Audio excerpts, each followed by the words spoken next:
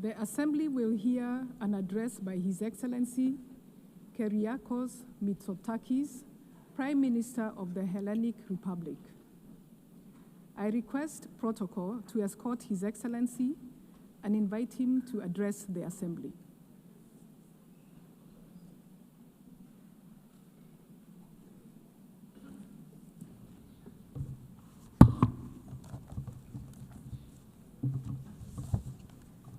Madame la Présidente, heads of state and government, ladies and gentlemen, it's an honor to address this assembly for the 7th time as Prime Minister of Greece. And as many other speakers have pointed out, this year carries a special weight as we celebrate the 80th anniversary of this United Nations. 80 years of hope, of struggle, of progress. And this milestone coincides with a very important moment for Greece, our 3rd tenure as a non-permanent member of the Security Council.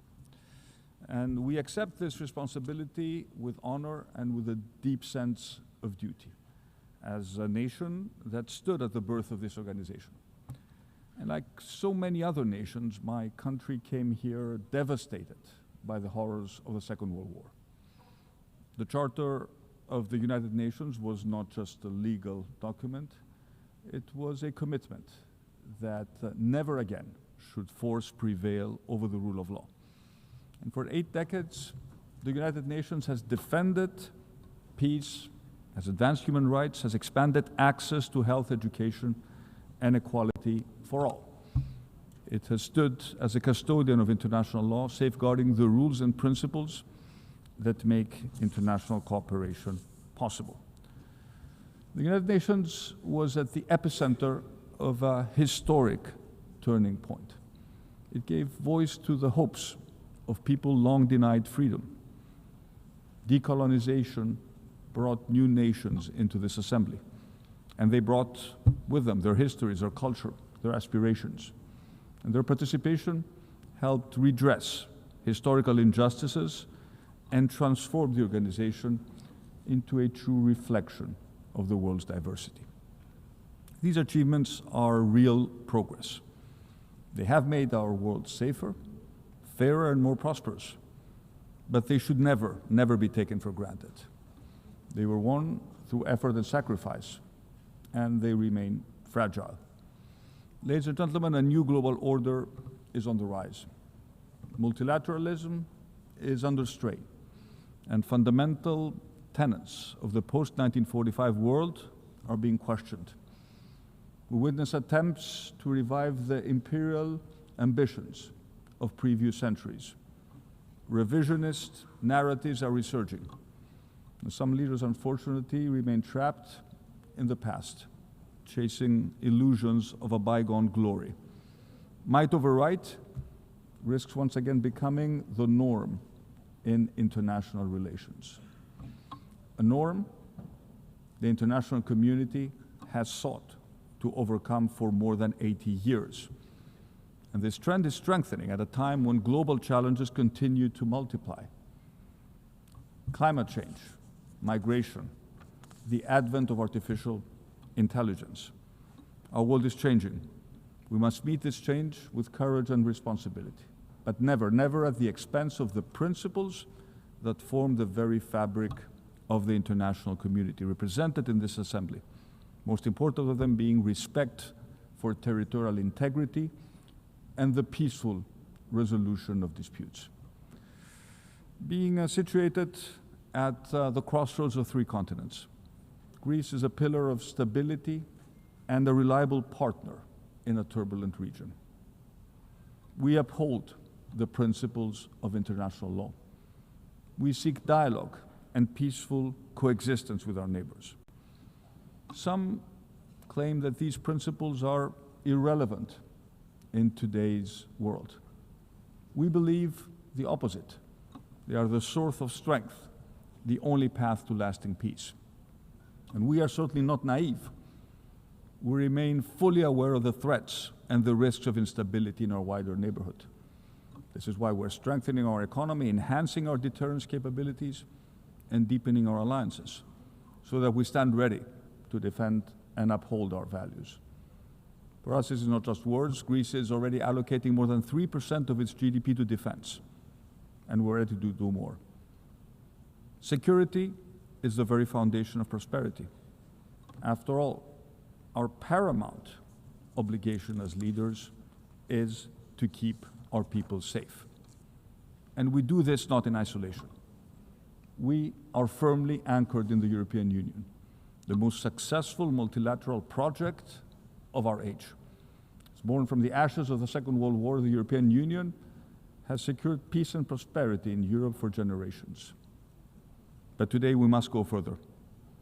And in the European Union, we are determined to take on a stronger role in our own defense. With war returning to our continent, I'm afraid there is simply no other option. Greece has long and consistently advocated for strengthening the European Union's strategic autonomy. We firmly believe that the time has come for joint European borrowing to finance critical European defense projects, such as missile and drone defense. And beyond that, it is imperative that we make Article 42, paragraph 7, which enshrines into European law the mutual assistance clause, truly operational. One of the founders of the European Union, Jean Monnet, famously once said that Europe was forged in crisis and will be the sum of the solutions adopted for those crises. He was right. What started as a project of economic cooperation needs to evolve into a union that safeguards our citizens' security and safety. Ladies and gentlemen, today we're witnessing the highest number of armed conflicts since the end of the Second World War. These are conflicts that claim tens of thousands of lives each year, conflicts that leave behind mass destruction, shattered societies, and conflicts that have displaced millions.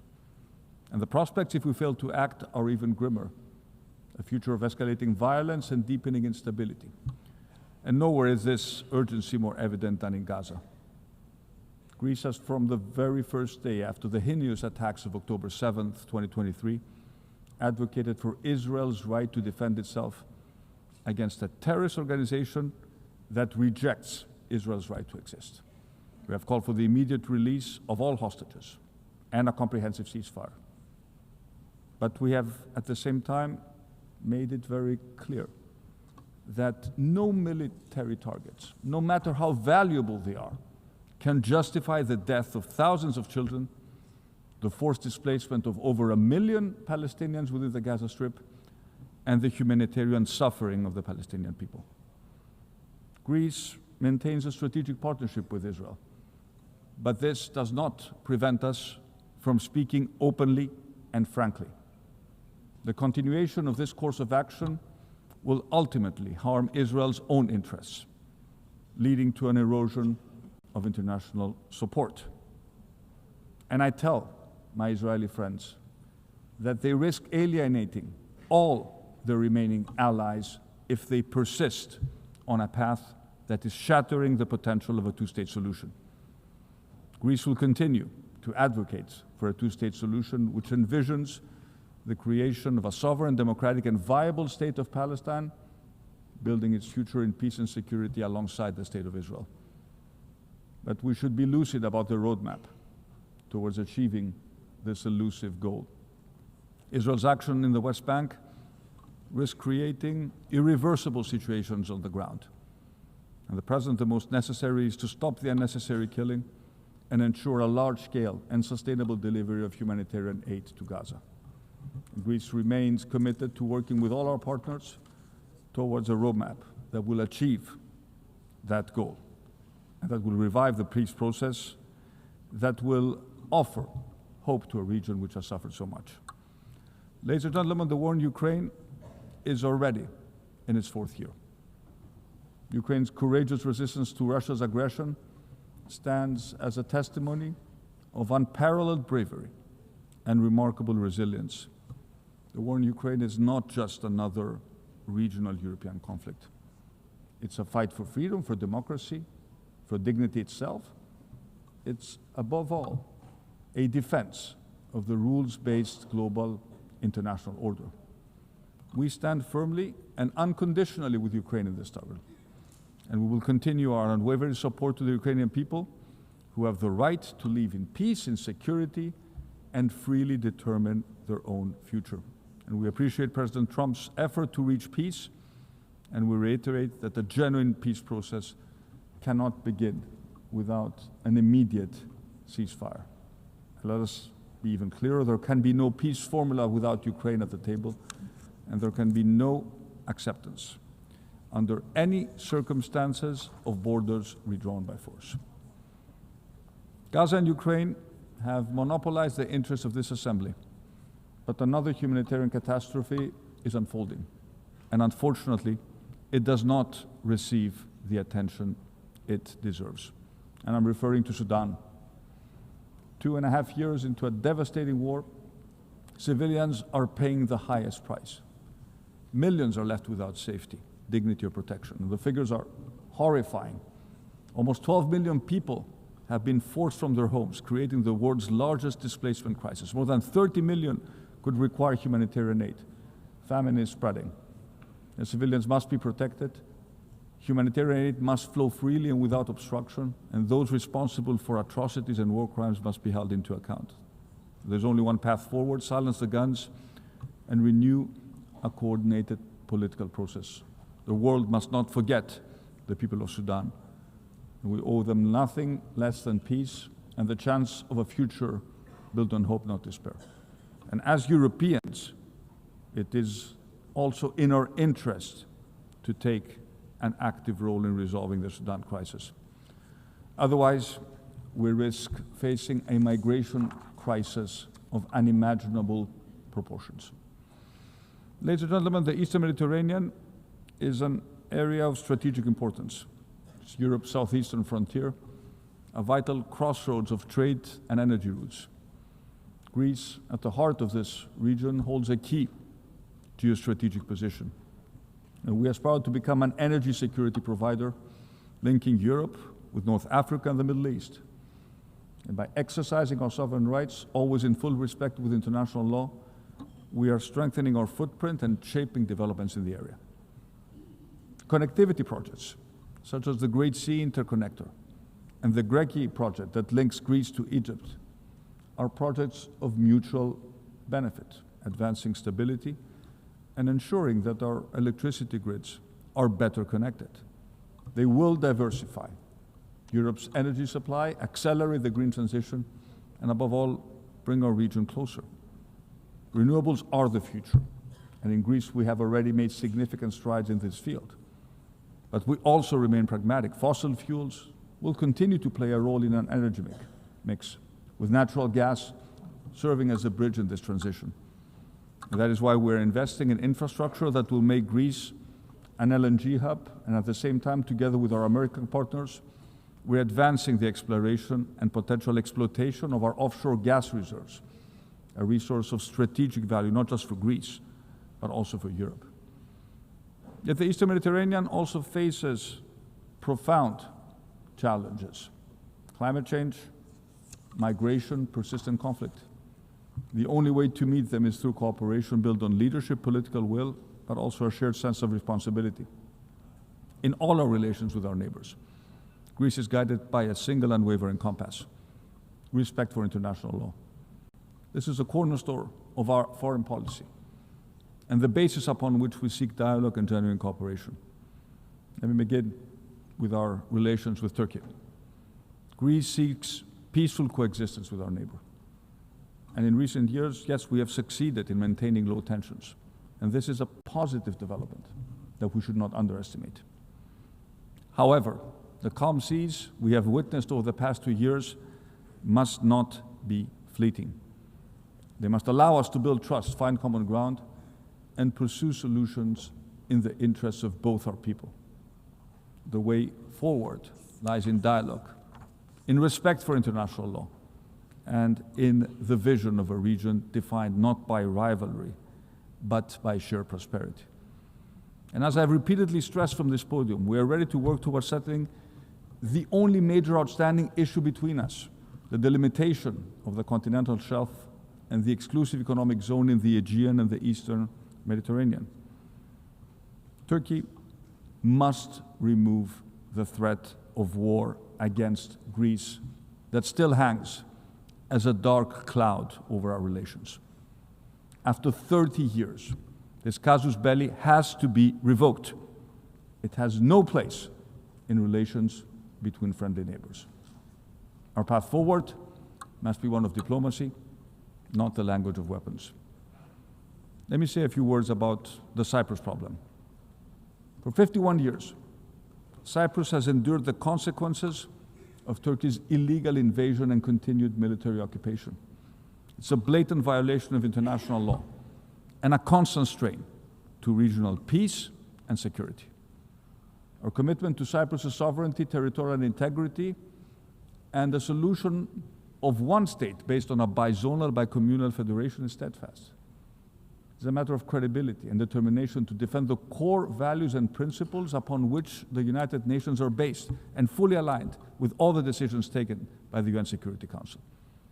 And Greece fully supports the efforts of the Secretary General and his personal envoy to give a new impetus to the resumption of negotiations. And a just and viable settlement will serve the interests of the Cypriot people and contribute decisively to the stability of the wider region. Turning to Libya, our two countries share maritime borders. We are neighbors. It is therefore in our common interests to reach a fair and lawful delimitation agreement in line with the provisions of the United Nations Convention on the Law of the Sea. The true stability in our neighborhood also depends on Libya itself being united and sovereign. The Libyan people must be free to determine their future without foreign interference, and Greece stands ready to assist constructively in a UN-led efforts to achieve a political solution and reunite the country. When it comes to Syria, after 14 years of bloodshed, last December brought a moment of change and a new hope for the Syrian people. The future of the country must be built on tolerance, dialogue, and full political representation for all religious and ethnic communities. Only then can Syria's diverse society find peace and prosperity, free from sectarian violence and external interference. I made it clear to the Syrian president that our support regarding Syria's rapprochement with Europe is conditional upon the protection of religious and ethnic communities, in particular, the Christian Orthodox minority, which has been repeatedly targeted by Muslim extremists. At the same time, we expect Syria and its authorities to act in full accordance with international law, including the United Nations Convention on the Law of the Sea.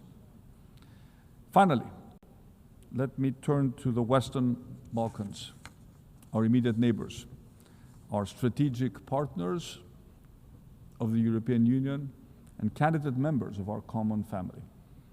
This region has made remarkable progress over the past decades, yet the balance remains delicate, with the risk of backsliding always present. The future of the Western Balkans lies within the European Union. Greece has been a pioneer in this endeavor through the Thessaloniki Agenda, which set the path for the region's European perspective. And this path must be grounded in full respect for international law, for existing international agreements, the rule of law, human rights, but also minority rights. Most of all, it requires rejecting revisionist agendas and building trust among neighbors. The ghosts of Balkan nationalism have haunted this region for centuries. They must not be allowed to re-emerge. And it's up to the leadership of the Western Balkans to assume their responsibilities and secure a future of peace and prosperity for all their people. Ladies and gentlemen, let me conclude by returning to a topic I also addressed in my speech at the General Assembly last year. Technology is both our greatest shared opportunity and one of the defining challenges of future prosperity. Last year I spoke about artificial intelligence and its extraordinary transformative promise, but I also warned of the danger it breeds. Today, Greece is pursuing a visionary yet practical AI strategy through pilot programs in areas such as education, healthcare, and natural disaster prevention. Teachers and students will soon engage with custom-designated AI teaching assistants, digital screenings, telemedicine, predictive diagnostics, are already making care not just more personalized, but also more accessible. At the same time, AI is helping us detect and contain wildfires at their earlier stages. And the promise of AI making governments more efficient in serving their citizens is materializing at breakneck speed. However, AI in the wrong hands and without safeguards can become extremely dangerous. It can severely impact our children's mental health, flood our public square with disinformation, cause massive displacements in the job market, and concentrate immense power in the hands of a few multinational corporations. And this is why I welcome the United Nations establishment of the Independent International Scientific Panel on AI and the Global Dialogue on Artificial Intelligence Governance. These institutions lay the foundations of a global architecture where artificial intelligence can be steered by science and guided by cooperation. The most urgent task is to protect the mental health of our children. The scientific evidence is damning. We are running a massive, unsupervised experiment with the brains of our children and teenagers. And what was envisioned as a space of connection and creativity has too often become a landscape of manipulation where harmful content reaches even the youngest users. Addictive scrolling is addictive by design, not by accident. And every time I talk to parents, I hear the same story. We're scared about online bullying, adult content, unrealistic standards of beauty, the promotion of self-harm. We feel powerless and helpless. We don't want our kids to share their intimate thoughts and feelings with an AI chatbot. Greece has decided to do something.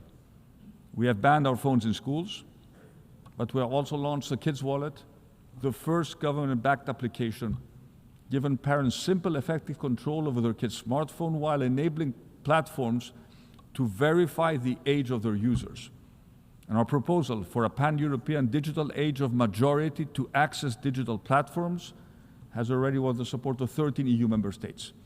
It's examined by the European Commission.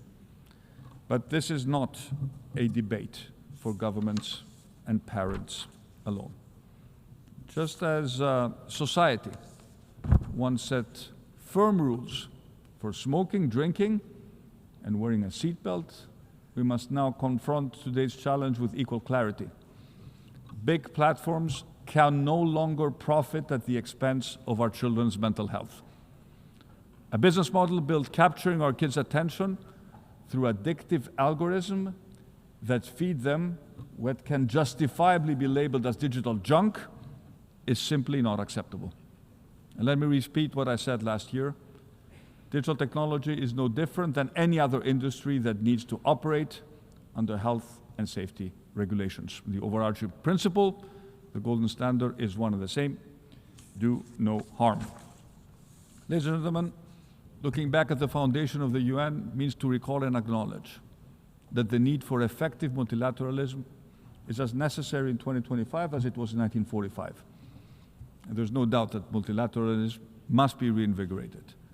We must make it fit for the challenges of the third decade of the 21st century, but we must do it without disrupting its core, the rules-based order. These rules were agreed for a reason: to save humanity, to ensure progress and prosperity for all. Humanity has paid a very heavy toll through blood, destruction, and suffering to learn this lesson. And we must assume our responsibilities to future generations. Let us not be remembered as those who once again led the world to the brink, and let us not be the sleepwalkers of our time. This time there may be no way back. Instead, let us prove that we have the vision, courage, and resolve to build a world of peace, of security, of shared prosperity, worthy of generations to come. Thank you very much for your attention.